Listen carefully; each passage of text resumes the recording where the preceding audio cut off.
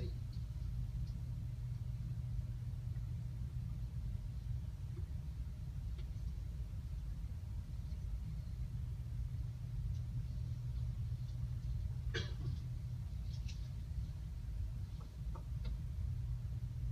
Put them in mind to be subject to principalities and powers, to obey magistrates, to be ready to every good work, to speak evil of no man, to be no brawlers, but gentle, showing all meekness unto all men.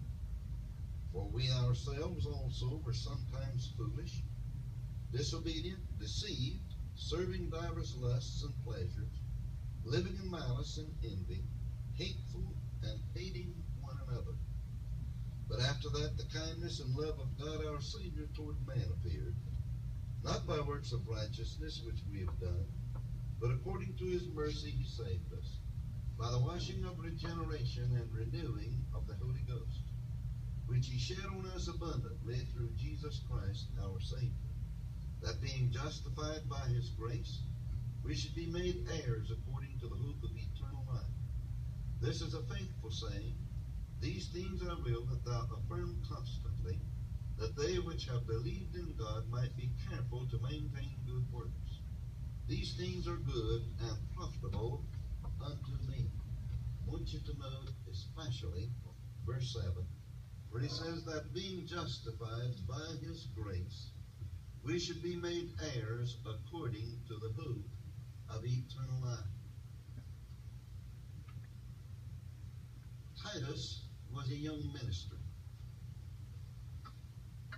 whom we're told Paul left in Crete, that he might set in order the things that were lacking in the churches, and also to ordain elders in every city. We're told that in chapter 1, verse 5, that Paul left this young preacher to do these things and to teach them, speak words to them that would cause them to grow up to become strong Christians. Verse 2, or chapter 2, he gives instructions to men, women, young men, keepers at home, young men, and all others that could possibly come into the church. And in verse 15 of that chapter, he says, these things speak and exhort and rebuke with all authority.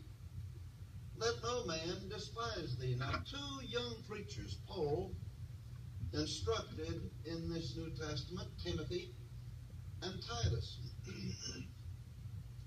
Then he begins in chapter 3 by saying, put them, that is, the members of the churches, put them in mind to be subject to principalities, powers, to obey magistrates, to be ready to every good work, to speak evil of no man, to be no brawlers, but gentle, showing all meekness unto all men. And then in verse 3, he tells us what we were before we became justified by the grace of God, according to verse 7.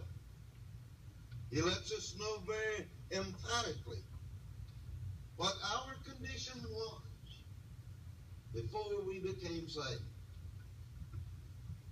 Goes on then and instructs in many, many things, and then presents the whole scheme of the gospel, I believe.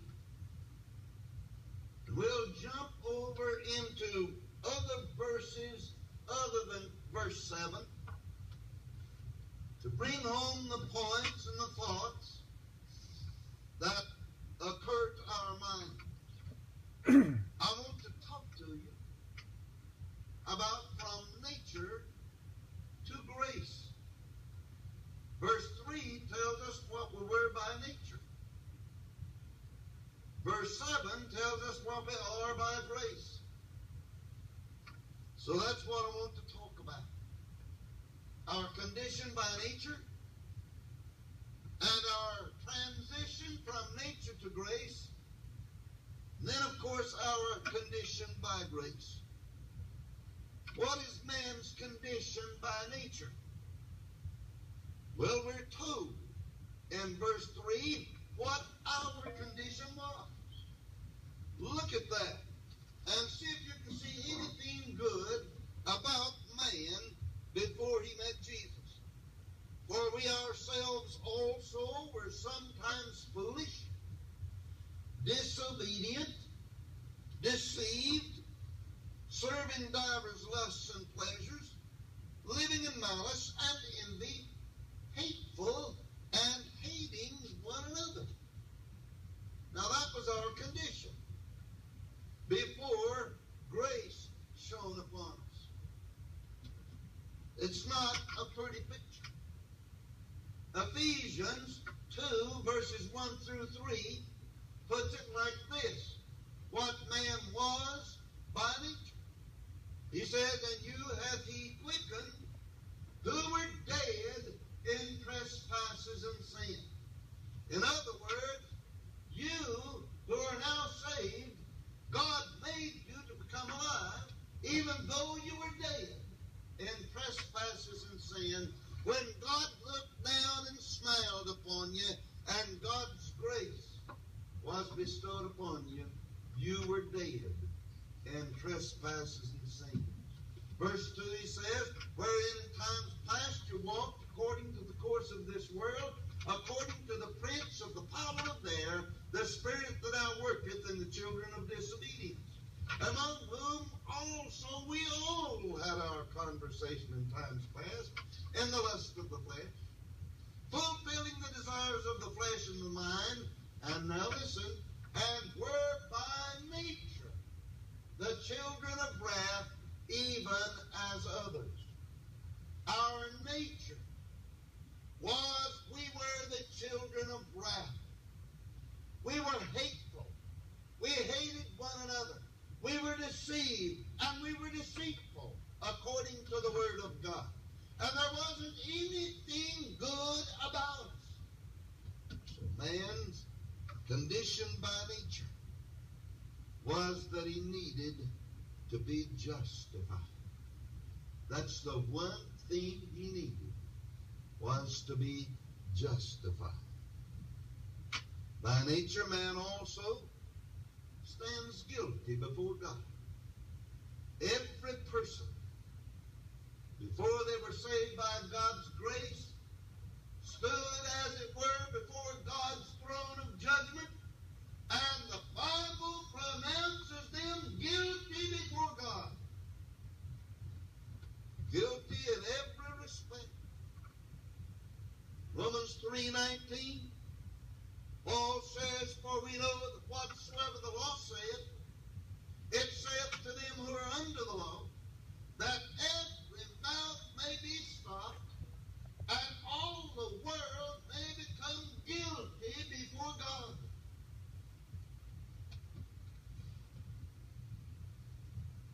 Some people don't like the idea of God saying they're guilty. And our court system says that a man is innocent until proved guilty. But I'm convinced that anyone who reads the Word of God and believes what he reads can assume with all of his heart that God has already found him guilty, and there is no innocence about man.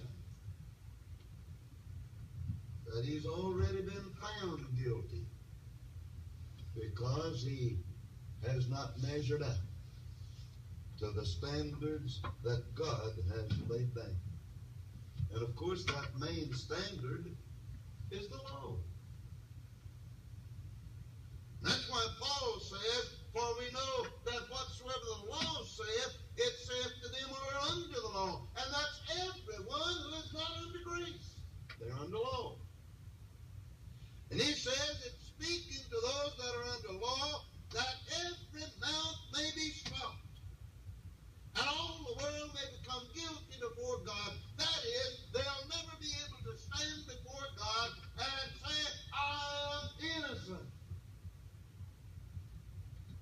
charge brought against them. They can never say that. For God's law has found them guilty. They not only stand before God needing to be justified, stand before God in a guilty condition. They already stand before God by nature condemned by God and condemned by God's law.